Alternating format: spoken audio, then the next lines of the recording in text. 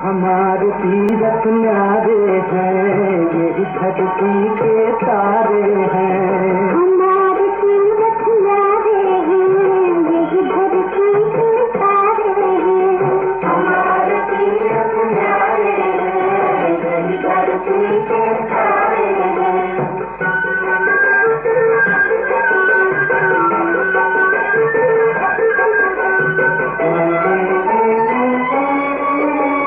यहाँ पाप मिट जाया करते, यहाँ पाप मिट जाया करते, यहाँ मैल ममता भूल जाता,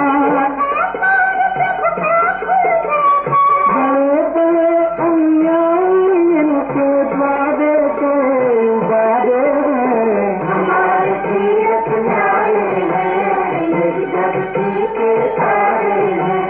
हमारे तीरथ न्यारे हैं, यही धरती के तारे हैं।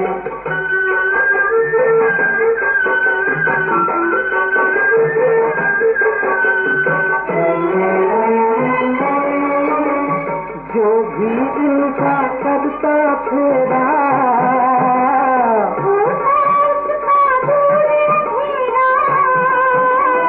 यही भूमि को स्वर्ग बनाते, पाप पुण्य के यही कसौटी, सबके यही किनारे हैं। हमारे तीरथ न्यारे हैं, यही धरती के तारे हैं। हमारे तीरथ न्यारे हैं, यही धरती के तारे हैं। इन घाटों का, इन नदियों का निर्मल मंगल नीर, पुण्य आचमन करके जिसका पावन हुआ शरीर। गंगा यमुना सरस्वती का जल प्रभु की पग धोता है। गंगा जल पीने के जीवन सकल प्रभु का होता है। वही पूर्व भागा का तट है, यह कृष्ण का तीर है। प्रभु ने अपने हाथों से खींची को लक्ष्मी बुलाए। हमारा तीरथ न्यारे हैं, यही धरती के तारे हैं। हमारा तीरथ न्यारे हैं, यही धरती के तारे हैं।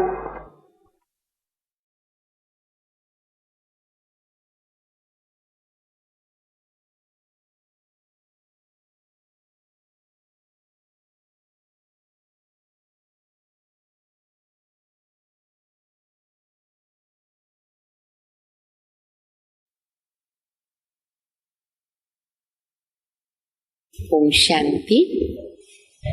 मुरली की तारीख है 25/5/2021। बाप दादा कहते हैं बच्चे इस ड्रामा के अंदर अब ये विनाश जो सामने है वो नूंधा हुआ है, क्योंकि विनाश के बिना स्वर्ग के गेट नहीं खुल सकते। तो ये विनाश तो महाकल्याणकारी है, परंतु इस विनाश के पहले तुम बच्चों को संपन्न बनना है, कर्मातीत बनना है। अब तो हम प्रैक्टिकल इन आंखों से देखते हैं। बहुत वर्ष पहले बाबा ने मुरली में चलाया हुआ है कि बच्चे ये सब तुम अपने आंखों से दृश्य देखेंगे जो आज हम प्रैक्टिकल देख रहे हैं। बाबा ने कईयों को शुरू में साक्षात्कार कराया और कहा कि आगे चलकर आंखों से देखेंगे। आज हम सभी उन परिस्थितियों से गुजर रहे हैं। तो इस कारण से हमें अपने पुरुषार्थ में याद की यात्रा पर, दैवी गुणों पर अटेंशन देकर अंडरलाइन करना है कि मुझे संपन्न बनना है। बाबा भी मुरली में याद की यात्रा पर जोर देते हैं। बच्चे घड़ी घड़ी चेक करो बाबा को कितना याद करते हैं, क्योंकि बाबा की याद से ही आत्मा पवित्र बनेगी, विकर्म विनाश होंगे और कोई रास्ता नहीं। और बाबा ने आकर के बहुत प्यार से बच्चों को कहा, बच्चे तुम मेरे बच्चे हो। जब बाबा ने सन्मुख आकर ऐसे कहा तो उसके अंदर अट्रैक्शन, कशिश इतनी है कि हम बाबा में लवलीन हो जाते। जब ये साकार मुरली चली है और बच्चे साकार में बाप दादा को मिलने जाते तो बाबा कहते आओ बच्चे आओ, आओ मेरे बच्चे आओ। सन्मुख में कितनी कशिश रहती रही, दादियों दीदियों के अनुभव हम सब सुन चुके हैं। तो इसीलिए बाबा कहते बच्चे अब समय नहीं है, समय कम होता जा रहा है, जल्दी जल्दी विनाश के पहले अपने को संपन्न बना। मीठी मीठी शिक्षाएं बाप दादा की मुरली द्वारा सुनेंगे। मीठे बच्चे, इस ड्रामा के अंदर विनाश की भारी नूंद है। इस ड्रामा के अंदर विनाश की भारी नूंद है। तुम्हें विनाश के पहले कर्मातीत बनना है। कितना भी कोई विनाश को रोकने की कोशिश करे, कितने प्लान्स बनाए जाते, अभी हमने प्रैक्टिकल कितने 1.5 बरस से अनुभव किया कि एक छोटा सा वायरस कैसे मौत लाता है। अभी तो चारों दिशाओं में क्या क्या होने वाला है। तो भारी नूंद है विनाश की, लेकिन हमें यह तात लगी रहे, मुझे विनाश के पहले कर्मातीत बनना है। और मेरा विनाश कब होगा इस शरीर का मालूम नहीं, तो एवर रेडी रहना पड़े। प्रश्न है, बाप के किन शब्दों की कशिश, बाप के किन शब्दों की कशिश सन्मुख में बहुत होती है? उत्तर है, बाप जब कहते हैं तुम मेरे बच्चे हो, मुरली में भी बाबा कह रहे हैं, अभी भी सुन के हमें अच्छा लग रहा है, कशिश हो रही है, बाबा के ऊपर प्यार बढ़ता जाता। तो जब साकार में सन्मुख में बाबा को बच्चे मिलते और बाबा कहते, सोचो कितनी कशिश होती। बाबा जब कहते तुम मेरे बच्चे हो, तो उन शब्दों की कशिश सन्मुख में बहुत होती है। सन्मुख सुनने से बहुत अच्छा लगता है। मधुबन सब बच्चों को आकर्षित करता है, क्योंकि बाबा डायरेक्ट मिलते। आज भी मधुबन तो वरदान भूमि है, पवित्र भूमि है। वो भूमि में इतनी ताकत है, अपने आप सभी बच्चों का योग लग जाता है, मेहनत नहीं करनी पड़ती। पांडव भवन बाबा की, ब्रह्मा बाबा की, ब्राह्मणों की कर्म भूमि है। मधुबन सबको आकर्षित करता है, क्योंकि यहाँ है ईश्वरीय परिवार, यहाँ ब्राह्मणों का संगठन। देखो आज 8 दिन 5 दिन जाते, ऐसे लगता है यही दुनिया है हमारी, ब्राह्मणों का संसार है, वहाँ कोई और बातें नहीं, कोई लौकिकता नहीं। अभी तो सबको मधुबन बहुत याद आता होगा ना, क्योंकि 2-2 बरस होने को आए, मधुबन नहीं जा पाए। ड्रामा ऐसा बना है, ड्रामा के दृश्य ऐसे आ रहे, चाहते भी नहीं जा सकते। ये बाबा ने बहुत वर्ष पहले बोला था कि चाहेंगे पहुंच नहीं पाएंगे, और वो आज हो रहा है। इसीलिए हमें सावधान रहना है। बाबा कहते यहाँ ईश्वरीय परिवार है, ब्राह्मणों का संगठन है, ब्राह्मण आपस में ज्ञान की लेन देन करते, इसलिए मधुबन खींचता है। गीत बजा, हमारे तीर्थ न्यारे हैं, इस दुनिया में न्यारे प्यारे। हमारा तीर्थ ही अलग है, भले भारत तीर्थ स्थान है, लेकिन भारत में आबू और महान तीर्थ स्थान है। और हमारा याद की यात्रा भी क्या है, चलते जा रहे तीर्थ करते जा रहे। ओम शांति। बच्चे जानते हैं हम अविनाशी यात्रा, रूहानी यात्रा पर जा रहे, चल रहे, दौड़ रहे, उड़ रहे, यात्रा पर है। चलते फिरते उठते बैठते हम यात्रा पर है। वंडरफुल याद की यात्रा, जिस यात्रा से ना हम लौट कर मृत्यु लोक में नहीं आएंगे। ये एक बहुत अच्छी हम बच्चों की खुशखबरी है। हमें यहाँ नहीं आना है, परम धाम जाकर स्वर्ग में आना है। मनुष्य तो ये बात जानते नहीं कि ऐसी यात्रा भी कोई होती है जहां से कभी कोई लौटकर आएगा ही नहीं, लौट के नहीं आना पड़ेगा। ऐसे लोगों को यहाँ मालूम पड़े तो जाएंगे नहीं, सोचेंगे हम जाते हरिद्वार काशी, मौत हो जाएगी तो क्यों जावे। नहीं, हमारी यात्रा ऐसी वंडरफुल है, खुशी खुशी से जा रहे, क्योंकि मालूम है कलयुग में वापस नहीं आना है। तुम लकी स्टार्स को ये पता पड़ा है, ये पक्का याद करना है। हम आत्माएं पार्ट बजाती हैं। उस नाटक में ऐसे नहीं कहेंगे कि मुझ आत्मा ने ये वस्त्र पहन करके पार्ट बजाया, अभी हम घर जाते। 2 घंटे का नाटक होता है, तो ये जो स्थूल वस्त्र है वो बदलते, कोई राजा बनता, कोई प्रजा बनता, कोई रंक बनता, कोई शाहूकार बनता, फिर अपने वस्त्र ओरिजिनल पहन लेते हैं। वो तो अपने को शरीर समझते हैं। यहाँ तुम बच्चों को ज्ञान है, हम आत्मा हैं। ये शरीर रूपी कपड़ा छोड़कर फिर दूसरा जाकर के लेंगे।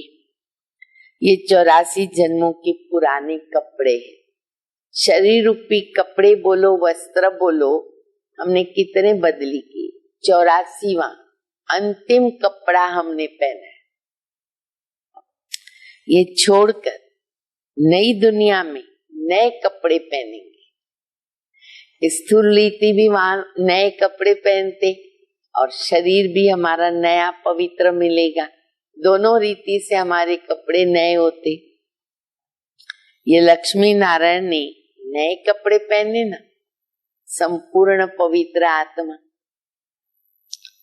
तुम्हारी राजधानी के हैं। तुम भी जाकर ऐसे नए दैवी कपड़े पहनेंगे। सत्युग त्रेता में कौन से कपड़े पहनते? दैवी कपड़े पहनते हैं। यहाँ तो कहते हैं मुझ निर्गुण हारे में कोई गुण नहीं, आप ही तरस परोई। बाबा फिर से ऐसा गुणवान बनाते हैं। बाबा कहते मेरा भी पार्ट है, आकर के तुमको वाइसलेस बनाता हूँ। यहाँ ये है जीवन बंध धाम। नए नए नाम बाबा कितने अच्छे से बताते रहते। कलयुग का नाम है जीवन बंध धाम, रावण राज्य।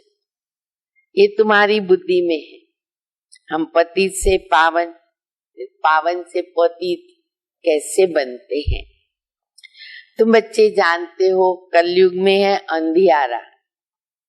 रावण राज्य का अंत है और राम राज्य की अब आदि होने वाली है। अभी है संगम, कल्प के संगम युगे बाप को आना पड़ता है। दुनिया वाले भी जब ये अब समझ रहे हैं कि अब विनाश का समय है और स्थापनार्थ भगवान का तो गुप्त वेश में है। कोई बाबा ने अव्यक्त वाणी में भी बताया था कि इतना लोगों को समझ में आ रहा है कि कोई तो कहाँ शक्ति आई हुई है गुप्त रीति से जो अपना कार्य कर रही है, पर भगवान आ गया ये अभी समझ में नहीं आ रहा है। तो समझते गुप्त वेश में कहाँ न कहाँ भगवान चलता होगा, आता होगा, चमत्कार होता होगा। ये गुप्त वेश में तो तुम आत्माएं भी हो ना, आत्मा अलग है, शरीर अलग है। ये मनुष्य चोला गुप्त वेश है। बाप को भी तो इसमें आना है। तुम्हारे शरीर पे नाम पड़ते हैं, उनको तो अपना शरीर ही नहीं है। तुम भी आत्मा हो और बाबा भी एक सूक्ष्म ज्योति बिंदु आत्मा है। आत्मा के साथ अब मोह हुआ, गाते हैं और संग तोड़ तुझे संग जोड़ेंगे। जैसे आप मोह जीतो हम भी ऐसे बनेंगे। बाबा बहुत मोह जीते, कितने ढेर बच्चे बाबा के, शिव बाबा के तो हैं, लेकिन शिव बाबा ने जब ब्रह्मा में प्रवेश किया और इतने सारे बाबा के बच्चे बने ब्राह्मण, ब्रह्मा के ढेर बच्चे हो गए। ढेर बच्चों को बाबा प्यार भी करते रहे, लेकिन मोह जीत बनकर। बाबा बहुत मोह जीते। कितने ढेर बच्चे हैं काम चिता पर बैठकर जल गए। परम पिता परमात्मा आते हैं पुरानी दुनिया का विनाश कराने, तो फिर मोह कैसा? पतितों का जब विनाश हो तब शांति का राज्य हो। इस समय सुख तो कोई को भी नहीं है, सभी तमो प्रधान दुखी बन गए। ये है पतित दुनिया। शिव बाबा आकर स्वर्ग की स्थापना करते, जिसका नाम है शिवालय। सत्युग को कहेंगे शिवालय, उसकी भेंट में कलयुग में है वैशाल्य, परम धाम भी है शिवालय। शिव बाबा ने देवताओं की राजधानी स्थापन की, वो है चैतन्य शिवालय। और वह शिवालय जिसमें शिव का चित्र है, तो वो हो गया जड़। अभी तुम समझ सकते हो, लक्ष्मी नारायण बरोबर स्वर्ग के मालिक थे, पूज्य थे, अब फिर से पूज्य बन रहे। तुमको अभी ज्ञान है। तुम लक्ष्मी नारायण के मंदिर में जाएंगे, अभी माथा टेकेंगे। वैसे तो माथा टेकने की आवश्यकता नहीं है, रिस्पेक्ट की खातिर, सेवा की खातिर फिर भी हो जाता है, लेकिन प्रैक्टिकल जो भावना से क्या कहे, मन के अंदर ये था कि ये बहुत ऊंच है, महान है, श्रेष्ठ है, हम नीच है, हम पापी हैं, वैसा तो नहीं समझ सकते। तो बाबा कहते अभी तो उस हिसाब से तो माथा नहीं टेकेंगे ना। तुम तो उनकी राजधानी में चैतन्य में जा रहे, हम तो उनके जैसा बन रहे। इसलिए कई बार लोग पूछते हैं कि आप पूजा नहीं करते, भक्ति नहीं करते, मंदिरों में नहीं जाते, देवताओं को नहीं मानते। तो बाबा कहते तुम तो देवता बन रहे हो, हम तो भक्तों से भी ज्यादा मानते, पुजारी से भी ज्यादा मानते, क्योंकि हम ऐसा प्रैक्टिकल बन गए। तो बाबा कहते हैं जानते हो कि हम देवता थे, अब नहीं है। जो पास्ट होकर गए उनके चित्र बनते हैं। लक्ष्मी नारायण के मंदिर सबसे ज्यादा कौन बनाता है? बिरला। बाबा कई बार मुरली में देखो बिरला को याद करता। कितने अच्छे अच्छे भारत के अनेक स्थानों में उसने बिरला ने मंदिर बनाए, नाम भी वही रखा और मूर्तियां स्पेशल रही लक्ष्मी नारायण की। तो बाबा कई बार उनको याद करते, उन पर बाबा बताते कैसे जाकर के समझाओ। तो बाबा कहते हैं उसने सबसे ज्यादा मंदिर बनाए, तो उनकी भी सर्विस करनी चाहिए। तुम जो ये लक्ष्मी नारायण के मंदिर बनाते हो, हम आपको इन्हों के 84 जन्मों की कहानी सुनाते, ये जाकर के उनको सेवा करके बताओ। कि हम प्रैक्टिकल आपको बताते तो उनको कितनी खुशी हो जाएगी। युक्ति से सौगात देनी चाहिए, बहुत अच्छी अच्छी देवी देवताओं के कनेक्शन की सौगात देनी चाहिए। बाबा सर्विस की युक्तियां तो बहुत बताते हैं। माताएं जाकर के बोले कि आप उनके मंदिर तो बनाते हो परंतु उनकी जीवन कहानी को तो जानते नहीं हो। हम जानते हैं और समझा भी सकते हैं। ऐसे बाबा कहते हैं उनको बोल सकते हो, लेकिन समझाने वाली बड़ी रसीली होनी चाहिए, होशियार हो, ढंग हो, विधि हो, शौक हो। तो बाबा कहते ऐसी बच्चियां बाबा की जाकर के समझा सकते। बाप बैठ समझाते हैं ना, बाबा कहते अगर छुट्टी नहीं मिलती है, अच्छा घर बैठे याद करो। ये तो जानते हो कि हम शिव बाबा की संतान है, मुरली तो मिल जाती है। ऐसे नहीं कि यहाँ आने से याद की यात्रा अच्छी होगी और घर में बैठने से यात्रा हमारी कम हो जाएगी। योग तो योग है, प्रैक्टिस तो उसकी होनी चाहिए। बादल आते रिफ्रेश होने, मधुबन में क्यों जाते? रिफ्रेश होने। बादल बाबा के बच्चे रिफ्रेश होते, फिर जाके बरसते हैं। बाबा के पास सन्मुख जाए, आत्मा को ज्ञान है, सन्मुख सुनने से अच्छा लगता है। बात तो वही है। देखते हो कि शिव बाबा कैसे बैठ करके बच्चों को समझाते, पर मधुबन में जाकर के सुनना, डायरेक्ट बाबा से सुनना, जमीन आसमान का अंतर है। बच्चे तुम मेरे हो, बच्चे तुम मेरे हो, तुमने 84 जन्मों का पाठ बजाया, तुम जन्म मरण में आते हो, मैं नहीं आता हूँ, मैं पुनर्जन्म नहीं लेता हूँ, अजन्मा भी नहीं हूँ, पुनर्जन्म भी नहीं लेता हूँ, पर अजन्मा भी नहीं हूँ। वो कैसे? आता हूँ ना, तो अजन्मा कैसे हुआ? आता हूँ परंतु बूढ़े तन में प्रवेश करता हूँ। कितना प्यार से बाबा बता रहे, बूढ़े तन में प्रवेश करता हूँ। तुम आत्मा छोटे बच्चे के शरीर में प्रवेश करती हो और मैं परम धाम से आता हूँ नीचे पाठ बजाने। मैं विकारी के गर्भ में तो नहीं आता हूँ। मुझे कहते हैं तुम्हें वह माता से पिता, तुम्हें वह, मेरा तो कोई माँ बाप नहीं हो सकता। सब संबंध तुमने मेरे साथ जोड़े तो मैं ही सबका माता पिता हो गया। मैं सिर्फ शरीर का आधार लेकर के पाठ बजाता, थोड़े समय के लिए आता हूँ, माता के गर्भ से जन्म नहीं लेता। मुझे कहते हैं तुम्हें वो माता से पिता, तुम मुझे बुलाते हो दुख हर कर सुख देने के लिए। अब सन्मुख आया हूँ, आत्माओं से बात करता हूँ। यहाँ तो सब ब्राह्मण हैं, तुम बाहर जाते हो तो हंस और बगुले। मधुबन में गए, बाबा के सामने गए तो सारे ब्राह्मण हैं, सारे हंस हैं। फिर प्रवृत्ति में जाते हैं, कोई ज्ञान में नहीं चलते हैं तो हंस और बगुले होते हैं। यहाँ मधुबन में तो तुमको संग मिलता है ब्राह्मणों का, आपस में ज्ञान की चिटचैट करेंगे ना।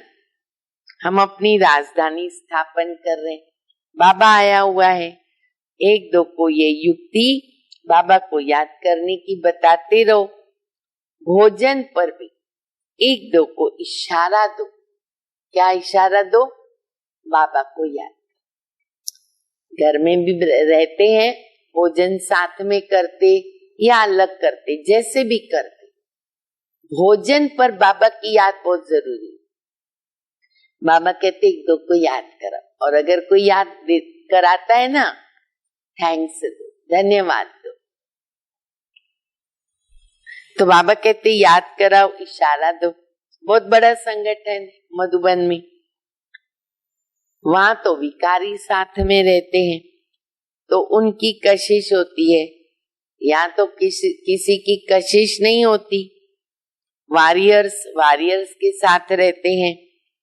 तुम्हारा कुटुंब यही है। बुद्धि में ये रहता है कि जो भी मिले उनको बाबा का परिचय दें और भगवान को याद करते रहो, बतावे। दो बाप है ना, लौकिक बाप होते हुए भगवान को याद करते हैं, वो लौकिक फादर है। लौकिक फादर को गॉड फादर नहीं कहेंगे, लौकिक भी उसको याद करता है, उसको गॉड फादर नहीं कहेंगे, वो है पारलौकिक बाप। जरूर गॉड फादर से वर्षा मिलता होगा, तो ऐसे ऐसे ना भू भू करते रहो। घर में हंस बगुले होते हैं ना, बाबा कहते भू भू करते रहो। हो सकता है ब्राह्मण बन जाए। तुम ब्राह्मण हो ना, सन्यासी भी भू भू करते। इस दुनिया का सुख टांग विष्टा के समान है। कितना दुख है। वो है हठी योगी, निवृत्ति मार्ग वाले, उनका धर्म ही अलग है। तुम जानते हो सतयुग में हम कितने सुखी पवित्र रहते। भारत प्रवृत्ति मार्ग का था, देवी देवताओं का राज्य था। जो पवित्र थे ना वही तो पतित बने। पुकारते भी है, हे पतित पावन आओ, और फिर कह देते परमात्मा सर्वव्यापी। धर्म भ्रष्ट कर्म भ्रष्ट हो गए ना, बाबा कहते याद भी करते, पुकारते भी है, फिर सर्वव्यापी कह देते। हम जाकर ज्योति में ज्योत समाएंगे। पुनर्जन्म को भी नहीं मानते, क्योंकि ज्योति ज्योति में मिल गई, पुनर्जन्म कैसे हो सकता। अनेक मत है, दिन प्रतिदिन वृद्धि होती रहती है। ये भी बताना है कि सन्यासियों की वृद्धि कैसे होती है। नांगों की भी वृद्धि होती है। कितने नांगे बावे घूमते रहते हैं ना, तो उनकी भी वृद्धि होती है। जिसका जो धर्म है उसमें ही रहने से फिर अंत मति सो गति हो जाती। अब ये जो बाबा ने वाक्य उच्चारण किया बड़ा गुह्य रहस्य भरा है। सब ध्यान से सुनो, फिर से पढ़ती हूँ। जिसका जो धर्म है, चाहे निवृत्ति वाले, प्रवृत्ति वाले या कोई अन्य धर्म वाले, उसमें ही रहने से अंत मते सो गति होती। जिसका जो ज्यादा अभ्यास करते, जैसे कोई शास्त्र आदि पढ़ते, तो अंत मते सो गति, फिर छोटेपन में जाके शास्त्र कंठ हो जाते, संस्कार लेके गई आत्मा। तो जिस भी धर्म में वो आत्मा रहती है और वो अभ्यास करती है, वो अंतमति सो गति वैसी होती है। अभी बाबा कहते मैं फलाना हूँ, मैं ये हूँ, ये सब देह अभिमान छोड़ दो, अपने को अशरीरी आत्मा समझो और बाबा को याद करो, तो हमारी अंतमते सो गति ऐसे हो जाती। और फिर सतयुग में आत्मा का ज्ञान याद रहता। इस शरीर को देखते हुए भी नहीं देखो, देह सहित देह के जो संबंध आदि हैं सबको छोड़ो, अपने को आत्मा निश्चय करो, परमात्मा को याद करो। इसमें टाइम बहुत लगता है, आदत पड़ गई ना देह अभिमान में रहने की, टाइम लगता है, मेहनत करनी पड़ती है। और फिर तीसरी बात, माया याद करने नहीं देती, फिर युद्ध है माया के साथ, वो भी घन डालती है। नहीं तो वानप्रस्थी के लिए तो बहुत सहज है ना, सारे काम काज कर लिए, वानप्रस्थ हो गए, सब ड्यूटी निभा दी, अब उसको तो केवल बाबा याद आना चाहिए, पर नहीं, उनको भी विघ्न पड़ते हैं। बाबा खुद कहते अभी तुम छोटे बड़े सबकी ना वानप्रस्थ अवस्था है, एक तरफ विनाश भी होता रहेगा, दूसरी तरफ जन्म भी लेते रहेंगे। अब ये प्रैक्टिकल पीरियड चालू हो गया। आज कितने अनेक कोरोना से मृत्यु हो रही है, हर एक को बॉडी चाहिए, और ऊपर से परमधाम से आत्माएं आ रही है, उनको भी बॉडी चाहिए। जन्म भी लेते रहेंगे, पुनर्जन्म लेना होगा तो आ जाएंगे, बच्चे भी पैदा होंगे, फिर विनाश भी हो जाएगा। ये तो तुम जानते हो। कोई गर्भ में होंगे, कोई कहाँ होंगे, कोई कहाँ होंगे, सब खत्म हो जाए। नजारा देख रहे।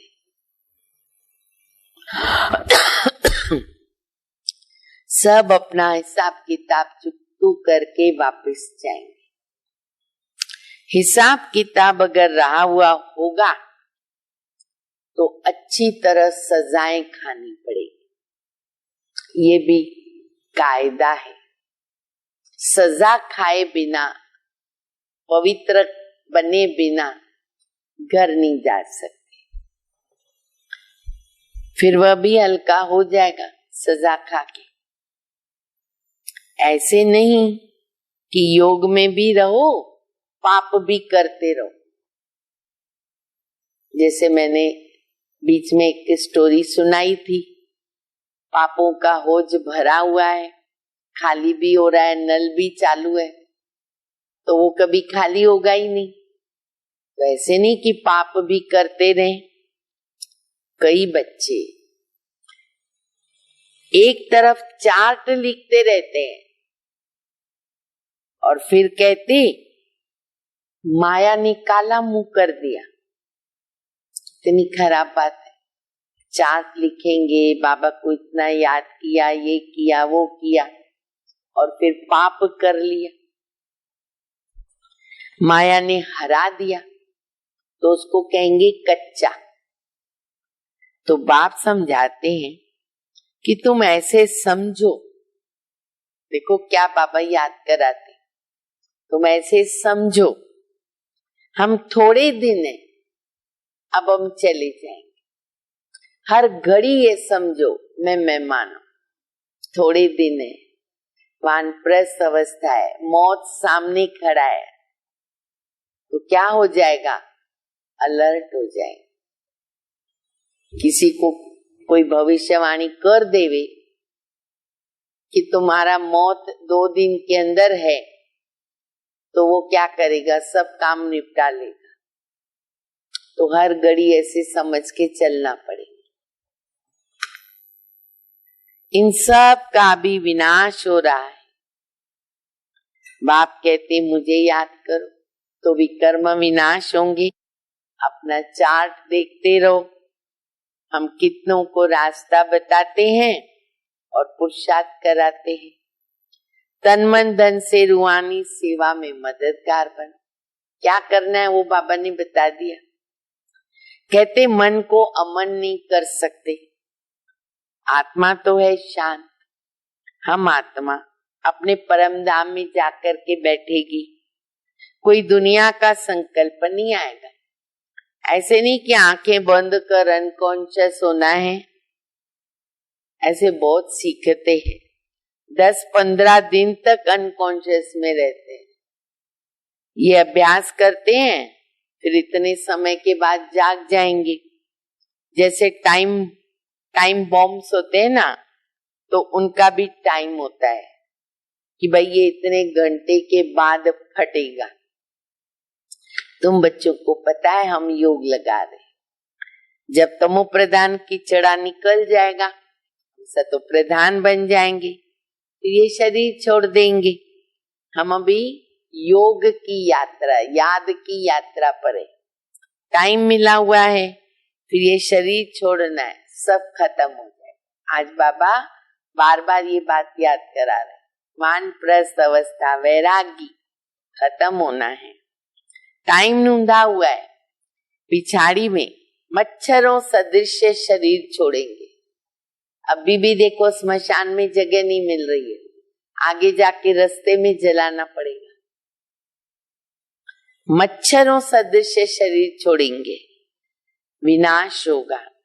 तुम कर्मातीत अवस्था को पाएंगे, विनाश शुरू हो जाएगा। विनाश का बड़ा भारी सीन है, ये ड्रामा में भारी नूंद है, होना ही है। तुम जानते हो हमारी अवस्था एक रस रहेगी, खुशी में सदैव हर्षित रहेंगे।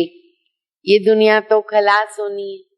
जानते कल्प कल्प संगम युग होता है, विनाश होता है। सिर्फ बॉम्ब से नहीं, नेचुरल कैलिमिटीज बहुत मदद करती है। वो तो अभी शुरू नहीं हुई, अभी हो रही है, चारों दिशाओं में आएगी। एवर रेडी रहो। तो बच्चों को बुद्धि में रहना चाहिए, अब हमको जाना है, जाना है, जाना है। जितना बाबा को याद करेंगे विकर्म विनाश होंगे, उच्च पद पाएंगे। Charity begins at home.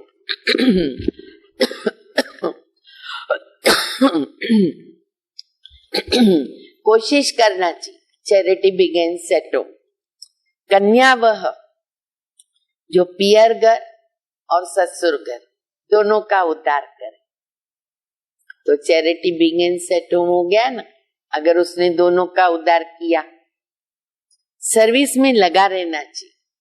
बोलो, शिव बाबा कहते मुझे याद करो, वर्षा मिलेगा। सीधी बात है, मुझ अलफ को याद करोगी, स्वर्ग का वर्षा तुम्हारा, विश्व के मालिक तुम बन जाएंगे। अब अगर वर्षा पाना है, मुझे याद करो। बच्चों का फर्ज है ये पैगाम देना, ये मैसेज दो। आगे भी दिया था, बताना है कि विनाश सामने खड़ा है। कलयुग के बाद सतयुग आएगा। बाप आकर वर्षा देते, रावण नरकवासी बनाता, बाबा स्वर्गवासी बनाता। कहानी भारत की है, भारतवासियों को खड़ा करना है। पहले शिव के मंदिर में जाकर समझाना है, सबसे अच्छी सेवा वहां होती है। ये बाप नई सृष्टि रचने वाला है, कहते हैं मुझे याद करो, विकर्म विनाश होंगे।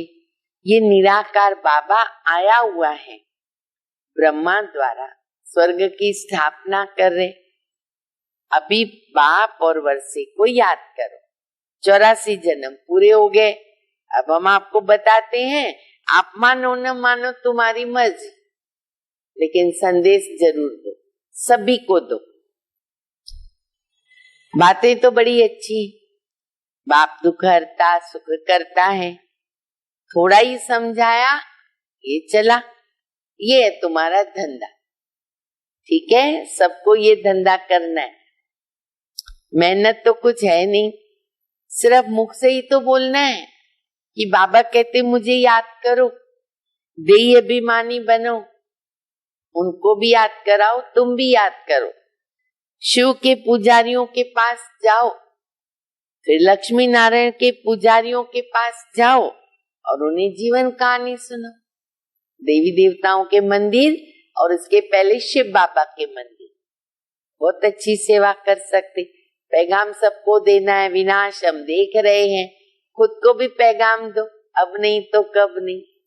अच्छा, मीठे मीठे सिकिल दे बच्चों प्रति माता पिता बाप दादा का याद प्यार। Good morning.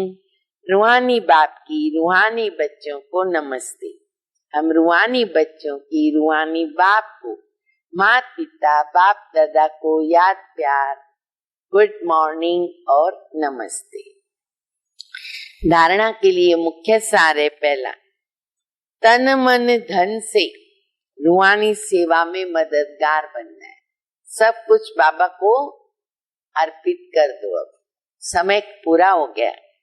सबको अलफ का परिचय देकर वर्षे का अधिकारी बना। विनाश के पहले कर्मातीत बनने के लिए बाबा की याद में रहना है, खूब बाबा को याद करें। दूसरा, बाबा के समान मोह जीत बनना है।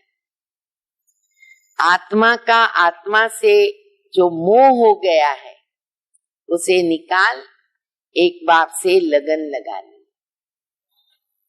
वरदान, निराकारी स्थिति के अभ्यास द्वारा, निराकारी स्थिति के अभ्यास द्वारा मैंपन को समाप्त करने वाले निरअहंकारी भव। वर्तमान समय सबसे महीन और सुंदर धागा जो है ना, वो मैंपन का है। ये मैं शब्द देह अभिमान से पार ले जाने वाला भी है और देह अभिमान में लाने वाला भी है। हम कैसे उसको उठाते वो हमारे ऊपर है। जब मैं, ये मैंपन उल्टे रूप में आता है तो बाप का प्यारा बनाने के बजाय कोई ना कोई आत्मा का प्यारा बन जाते, नाम मान शान उसमें खो जाते। इस बंधन से मुक्त बनने के लिए निरंतर निराकारी स्थिति में स्थित होकर फिर साकार में आओ। इस अभ्यास को नेचुरल बना दो तो क्या बन जाएंगे? निरअहंकारी। स्लोगन है, किसी की बुरी व अच्छी बात सुनकर, बुरी या अच्छी बात सुनकर संकल्प में भी घृणा भाव अगर आया, घृणा भाव आना यह भी परमत, क्योंकि बाबा की श्रीमत नहीं है तो ये भी परमत हो जाती है, तो वो भी नहीं आनी है। अच्छा, ओम शांति।